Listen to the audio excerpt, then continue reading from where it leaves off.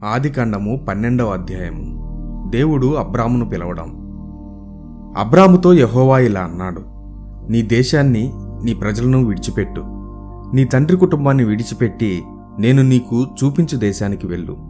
నిన్ను ఆశీర్వదిస్తాను, నిన్ను ఒక గొప్ప జాతిగా చేస్తాను, నీ పేరును నేను ప్రఖ్యాతి చేస్తాను.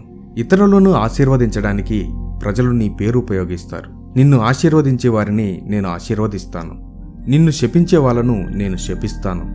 భూమి మీద ఉన్న మనుషులందరినీ ఆశీర్వదించడానికి నేను నిన్ను ఉపయోగిస్తాను. కనుక అబ్రాము యెహోవాకు విధేయుడై కనాను వెళ్ళాడు. అతడు హారానును విడిచిపెట్టాడు. లోతు కూడా అతనితో వెళ్ళాడు. ఈ సమయంలో అబ్రాము వయసు 75 సంవత్సరాలు. అబ్రాము హారానును విడిచిపెట్టినప్పుడు అతను ఒంటరివాడు కాదు.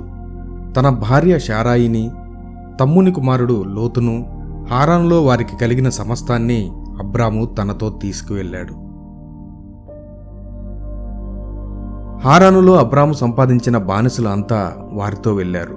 అబ్రాము అతని వర్గం వారు హారాను విడిచి కనాను దేశానికి ప్రయాణం చేశారు. అబ్రాము కనాను దేశం గుండా సంచారం చేశాడు. అబ్రాము షెకెము పట్టణానికి పయనించి మోరేలో ఉన్న మహావృక్షం దగ్గరకు వచ్చాడు. ఆ కాలంలో కనానీ ప్రజలు ఈ దేశంలో నివసించారు.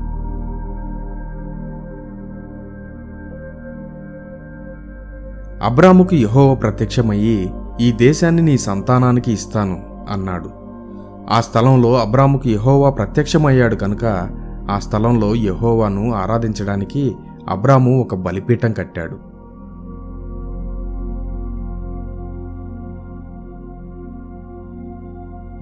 తరువాత అబ్రాము ఆ స్థలం విడిచిపెట్టి బేతేలుకు తూర్పున ఉన్న పర్వత ప్రాంతాలకు వెళ్ళాడు. అక్కడ అబ్రాము తన గుడారం వేసుకున్నాడు.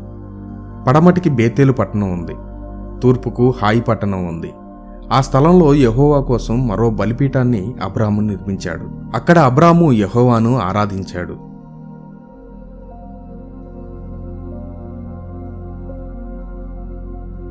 ఆ తర్వాత అబ్రాము మరలా ప్రయాణం మొదలుపెట్టాడు. నెగబు దిశగా అతను ప్రయాణం చేశాడు. అబ్రాము ఈజిప్టుకు వెళ్ళడం. ఆ కాలంలో భూమి చాలా ఎండిపోయింది, వర్షం లేదు కనుక ఏ పంట పెరగడం లేదు. కనుక అబ్రాము నివసించడానికి ఈజిప్టుకు వెళ్ళాడు. తన భార్య శారాయి చాలా అందంగా ఉండటం అబ్రాము గమనించాడు. కనుక వారు ఈజిప్టు చేరకముందే అబ్రాము శారాయితో ఇలా చెప్పాడు, నీవు చాలా అందమైన స్త్రీవని నాకు తెలుసు.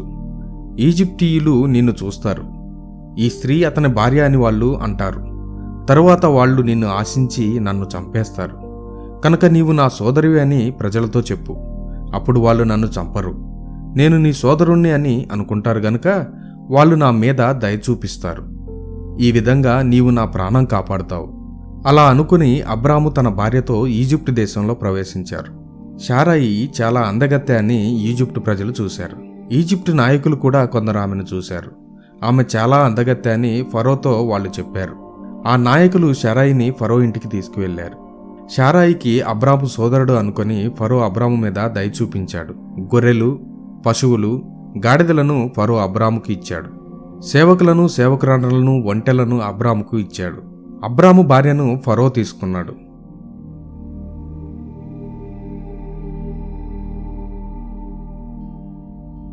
కనుక ఫరోకు అతని ఇంటిలో మనుషులందరికీ చాలా తీవ్రమైన రోగాలు వచ్చేటట్టు యెహోవా చేశాడు. అందుచేత ఫరో అబ్రామును పిలిచాడు. ఫరో ఇలా అన్నాడు, నీవు నాకు చాలా అపకారం చేశావు. శారాయి నీ భార్య అని నాతో ఎందుకు చెప్పలేదు? ఈమె నీ సోదరి అని చెప్పావు. నీవు ఎందుకలా చెప్పావు? ఆమె నా భార్యగా ఉండాలని ఆమెను నేను తీసుకున్నాను. అయితే ఇప్పుడు నీ భార్యను మరలా నీకు ఇచ్చేస్తున్నాను. ఆమెను తీసుకొని వెళ్ళిపో అన్నాడు. ఆ తర్వాత అబ్రామును ఈజిప్టు నుండి పంపించివేయమని ఫరో తన మనుషులకు ఆజ్ఞాపించాడు. కనుక అబ్రాము, అతని భార్య ఆ స్థలం విడిచి వెళ్ళిపోయారు. వాళ్లకు ఉన్న సమస్తాన్ని తీసుకొని వెళ్ళిపోయారు. ఆదికాండము 13వ అధ్యాయము. అబ్రాము తిరిగి కనాను రావడం. కనుక అబ్రాము ఈజిప్టు విడిచిపెట్టాడు. తన భార్యను, సొంతంగా తనకున్నదంతా తీసుకుని నెగబు గుండా అబ్రాము ప్రయాణం చేశాడు. లోతు కూడా వాళ్లతో ఉన్నాడు. ఈ సమయానికి అబ్రాము చాలా ఐశ్వర్యవంతుడు. అతనికి చాలా విస్తారంగా పశువులు ఉన్నాయి. చాలా వెండి, బంగారం ఉన్నాయి. అబ్రాము చుట్టుపక్కల సంచరిస్తూనే ఉన్నాడు. నెగెబు విడిచిపెట్టి మళ్ళీ బేతేలు వెనకకు వెళ్ళాడు. బేతేలు పట్టణానికి, హాయి పట్టణానికి మధ్యనున్న చోటుకు అతడు వెళ్ళాడు. ఇంతకుముందు అబ్రాము నివసించిన స్థలమే ఇది. అబ్రాము ఒక బలిపీఠాన్ని నిర్మించిన స్థలం ఇది. కనుక ఈ స్థలంలో అబ్రాము యెహోవాను ఆరాధించాడు.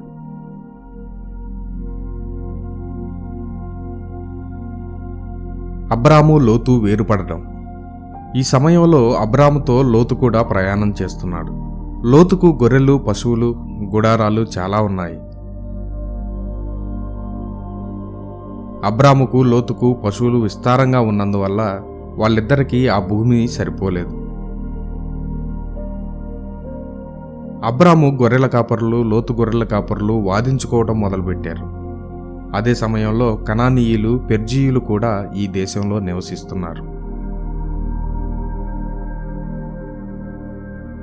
కనుక లోతుతో అబ్రాము ఇలా అన్నాడు, నీకు నాకు మధ్య వాదం ఏమీ ఉండకూడదు. నీ మనుషులు, నా మనుషులు వాదించుకోకూడదు. మనమంతా సోదరులం. మనం వేరైపోవాలి. నీకు ఇష్టం వచ్చిన స్థలం ఏదైనా నీవు కోరుకో. నువ్వు ఎడమ పక్కకు వెళ్తే నేను కుడి పక్కకు వెళ్తాను. నీవు కుడివైపుకు వెళ్తే నేను ఎడమవైపుకు వెళ్తాను. లోతు పరిశీలించి యోర్దాను లోయను చూశాడు. అక్కడ నీళ్లు విస్తారంగా ఉన్నట్టు లోతు చూశాడు. ఇది సొదొమ గొమొర్రాలను యెహోవా నాశనం చేయకముందు. ఆ కాలంలో సోయరు వరకు యోర్దాను లోయ యెహోవా తోటలా ఉంది. ఈజిప్టు భూమిలా ఇది కూడా మంచి భూమి. అందుచేత యోర్దాను లోయలో జీవించాలని లోతు నిర్ణయించుకున్నాడు. ఆ ఇద్దరు మనుషులు వేరైపోయారు. లోతు తూర్పు దిక్కుగా ప్రయాణం మొదలుపెట్టాడు. అబ్రాము కనాను దేశంలో ఉండిపోయాడు. లోతు లోయలోని పట్టణాల్లో నివసించాడు. బాగా దక్షిణాదిన ఉన్న సొదొమకు తరలిపోయి అక్కడ లోతు నివాసం ఏర్పరచుకున్నాడు. సొదొమ ప్రజలు చాలా దుర్మార్గులు. వాళ్ళు ఎప్పుడూ యెహోవాకు వ్యతిరేకంగా పాపం చేస్తున్నారు. లోతు వెళ్ళిపోయిన తర్వాత అబ్రాముతో యెహోవా ఇలా అన్నాడు, నీ చుట్టూ చూడు. ఉత్తరం, దక్షిణం, తూర్పు, పడమర అన్ని దిక్కులు చూడు. నీవు చూస్తున్న ఈ దేశమంతా నీకు, నీ వారసులకు నేను ఇస్తాను. ఇది శాశ్వతంగా నీ దేశం అవుతుంది. భూమి మీద ధూళికణాలు ఎంత విస్తారమో నీ వారసులను కూడా అంతే విస్తరింపజేస్తాను. నేల మీద ధూళికణాలను ఎవరైనా లెక్కించగలిగితే అది నీ ప్రజల సంఖ్య అవుతుంది. కనుక వెళ్ళు, నీ దేశంలో సంచరించు. దానిని ఇప్పుడు నేను నీకు ఇస్తున్నాను. కనుక అబ్రాము తన గుడారాలను తరలించాడు. మమ్రే సమీపంలోని మహావృక్షాల దగ్గర నివసించాలని అతడు వెళ్ళాడు. ఇది హెబ్రోను పట్టణానికి దగ్గరగా ఉంది. యెహోవాను ఆరాధించడానికి ఆ స్థలంలో ఒక బలిపీఠాన్ని అబ్రాము కట్టించాడు. ఆదికాండము 14వ అధ్యాయము. లోతు బంధించబడ్డాడు. షీనారు రాజైన అమ్రాపేలు, ఎల్లాసరు రాజైన అర్యోకు, ఏలాం రాజైన కదర్లయోమెరు మరియు గోయీయుల రాజైన తిదాలు, ఈ రాజులందరూ కలిసి సొదొమ రాజు బెరాతోను, గొమర్రా రాజు బిర్షా, అద్మా రాజు షినాబు, సెబోయీయుల రాజు షెమెబెరు, బెలరాజు, బెలను సోయర్ అని కూడా పిలుస్తారు, ఈ రాజులతో యుద్ధం చేశారు. ఈ రాజులంతా సిద్దీము లోయలో వారి సైన్యాలతో కలుసుకున్నారు. సిద్దీము లోయ ఇప్పుడు ఉప్పు సముద్రం. ఈ రాజులంతా 12 సంవత్సరాల పాటు కదర్లయోమెరుకు సేవ చేశారు. అయితే 13వ సంవత్సరంలో వారంతా అతని మీద తిరుగుబాటు చేశారు. కనుక 14వ సంవత్సరంలో కదర్లయోమెరు రాజు, అతనితో ఉన్న రాజులు వీరి మీద యుద్ధం చేయటానికి వచ్చారు. కదర్లయోమెరు అతనితో ఉన్న రాజులు అష్టోరోతు, కర్నాయిములో రఫాయి ప్రజలను ఓడించారు. హాములో జూజీయులను కూడా వారు ఓడించారు. షావే కిరియతాయిములో ఎమీయులను వారు ఓడించారు. షేయిరు కొండ ప్రదేశం నుండి ఎల్పారాను వరకు హోరీయులను వారు ఓడించారు. తరువాత కదర్లయోమెరు రాజు ఉత్తర దిశగా తిరిగి ఏన్మిష్పతు వెళ్ళి అమాలేకి ప్రజలందరినీ ఓడించాడు. అమోరీ ప్రజలను కూడా అతను ఓడించాడు. హససోన్ తామారులో ఈ ప్రజలు నివసిస్తారు.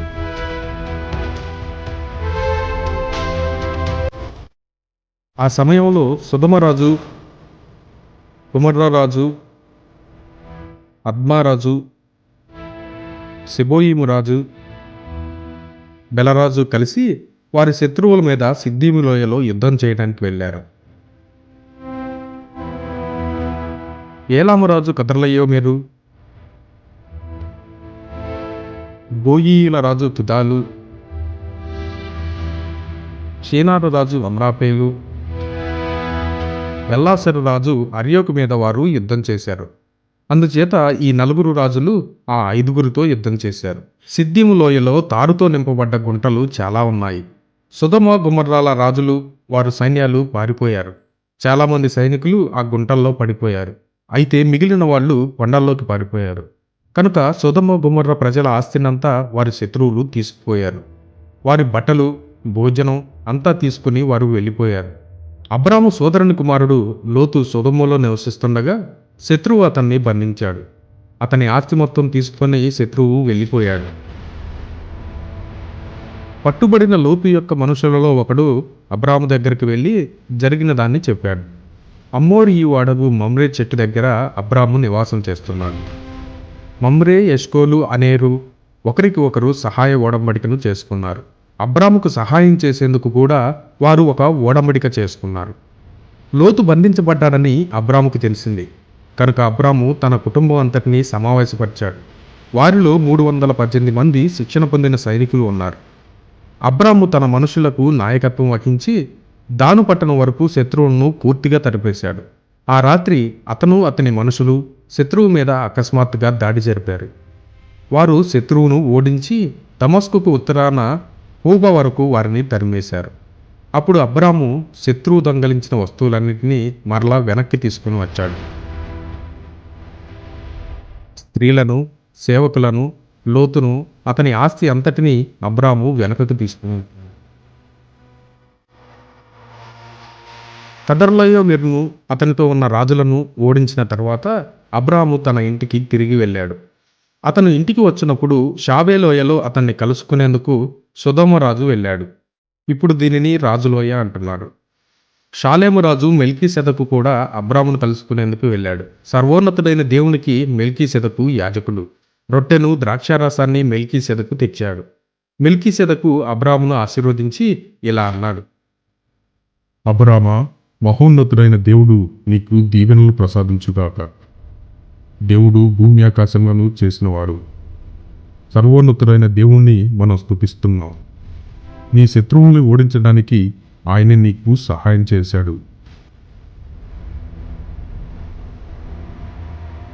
యుద్ధ సమయంలో అబ్రాము తెచ్చుకున్న దానంతటిలో నుండి 10వ వంతు మెల్కీసెదకునకు అతడు ఇచ్చాడు.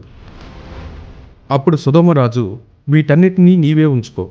శత్రువుల చేత బాధించబడి తీసుకుపోబడ్డ నా మనుషులను మాత్రం నాకు ఇచ్చేయి అని అబ్రాముతో చెప్పాడు.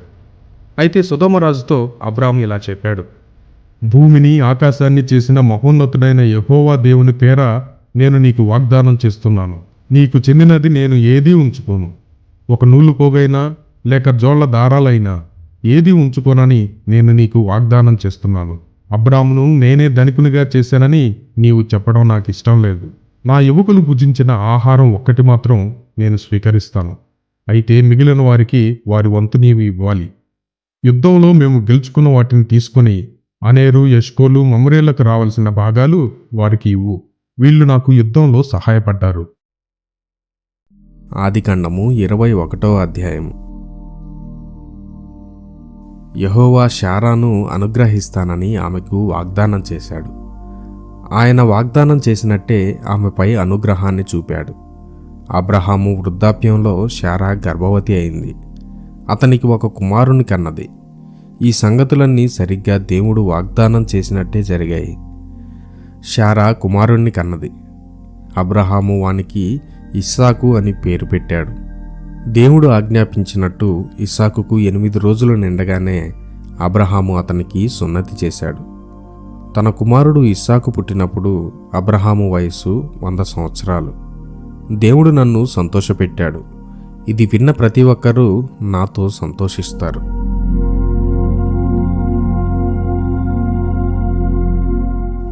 నేను శారాను. అబ్రహాము కుమారుణ్ణి పొందుతాడని ఏ ఒక్కరూ తలంచలేదు. కానీ ఆయన వృద్ధుడిగా ఉన్నప్పుడు అబ్రహాముకు నేను ఒక కుమారుణ్ణి కన్నాను. అంది శారా. ఇస్సాకు ఎదుగుతున్నాడు. త్వరలోనే గట్టి పదార్థాలు భోజనం చేసేంతటి పెద్దవాడయ్యాడు. అప్పట్లో అబ్రహాము ఒక మహా గొప్ప విందు చేశాడు. గతంలో ఈజిప్టు బానిసైన స్త్రీ హాగరు ఒక కుమారుణ్ణి కన్నది. ఆ కుమారునికి కూడా తండ్రి అబ్రహామే. అయితే ఆ కుమారుడు ఇప్పుడు ఇస్సాకును వేధించడం శారా చూసింది. కనుక ఆ బానిస స్త్రీని, ఆమె కుమారుణ్ణి బలవంతంగా వెళ్ళగొట్టు. మన మరణం తర్వాత మన కుమారుడు ఇస్సాకు మన ఆస్తి అంతటికీ వారసుడవుతాడు. దానిలో దాసీ కుమారుడు ఇస్సాకుతో భాగం పంచుకోవడం నాకు ఇష్టం లేదు అంటూ శారా అబ్రహాముతో చెప్పింది. ఇదంతా అబ్రహాముకు బాధ కలిగించింది. తన కుమారుడైన ఇష్మాయేలును గూర్చి అతడు చింతించాడు. కానీ అబ్రహాముతో దేవుడన్నాడు, ఆ పిల్లవాడిని గూర్చి నీవు చింతించకు, ఆ బానిస స్త్రీని గూర్చి నీవు చింతపడకు. శారా కోరినట్టే చెయ్యి. ఇస్సాకు మాత్రమే నీకు వారసుడైన కుమారుడు. అయితే నీ బానిస స్త్రీ కుమారుణ్ణి కూడా నేను ఆశీర్వదిస్తాను. అతడు నీ కుమారుడే. కనుక అతని వంశం నుండి కూడా నేను ఒక గొప్ప జనాన్ని చేస్తాను. మరునాడు వేకువనే అబ్రహాము కొంత భోజనాన్ని, తిత్తిలో నీళ్లను తెచ్చాడు. అబ్రహాము వీటిని హాగరుకు ఇచ్చాడు. హాగరు వీటిని తీసుకొని తన కుమారునితో కలిసి వెళ్ళిపోయింది. హాగరు ఆ చోటు విడిచి బెయేర్షెబా అరణ్యంలో సంచరించింది. కొన్నాళ్లకు తిత్తిలోని నీళ్లన్నీ అయిపోయాయి.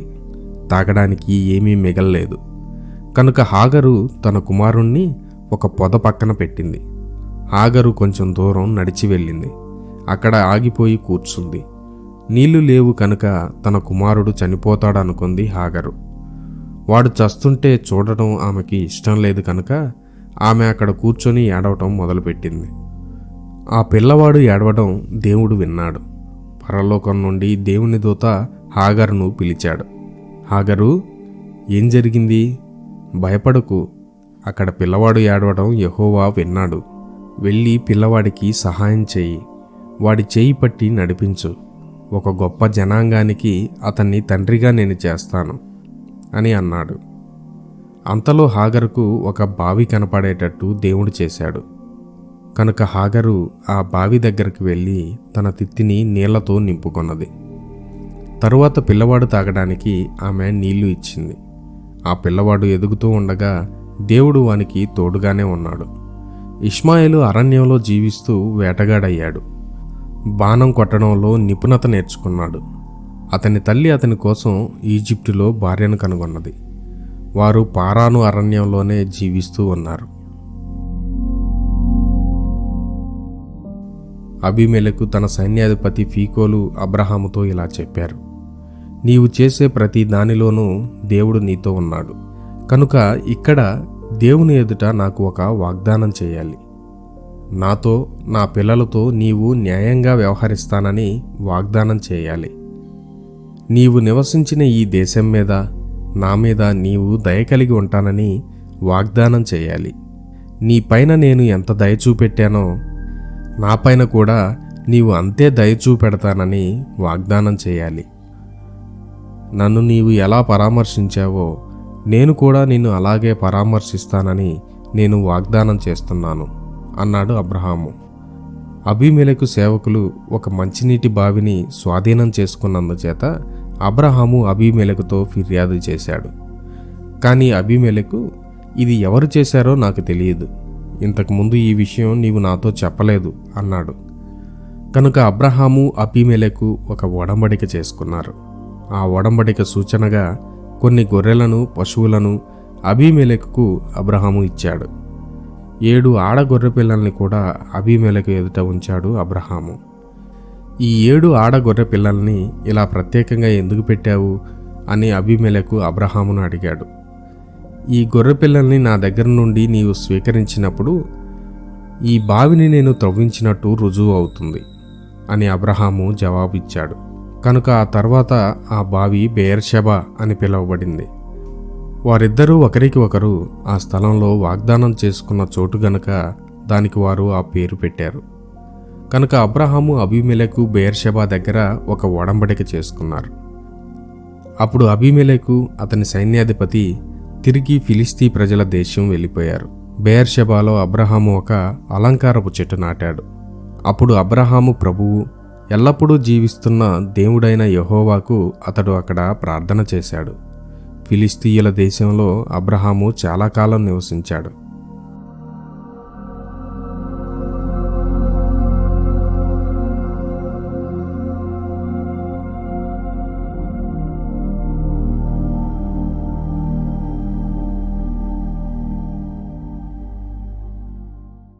ఆదికాండము 22వ అధ్యాయము. ఆ సంగతులు జరిగిన తర్వాత అబ్రహాము యొక్క విశ్వాసాన్ని పరీక్షించాలని దేవుడు అనుకున్నాడు. అబ్రహాము అని దేవుడు అతన్ని పిలిచాడు.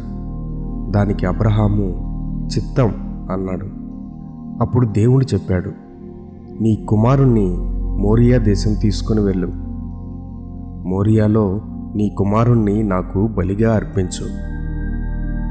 నీ ఒక్కగానొక్క కుమారుడు, నీవు ప్రేమిస్తున్న నీ కుమారుడైన ఇస్సాకును ఇలా చేయాలి. అక్కడ కొండల్లో ఒక దాని మీద అతన్ని దహనబలిగా అర్పించు. ఏ కొండ అనేది నేను నీతో చెబుతాను. ఉదయాన అబ్రహాము లేచి తన గాడిదను సిద్ధం చేశాడు. ఇస్సాకును తన 2 సేవకులను అబ్రహాము తన వెంట తీసుకుని వెళ్ళాడు. బలి అర్పణ కోసం కట్టెలను అబ్రహాము నరికాడు.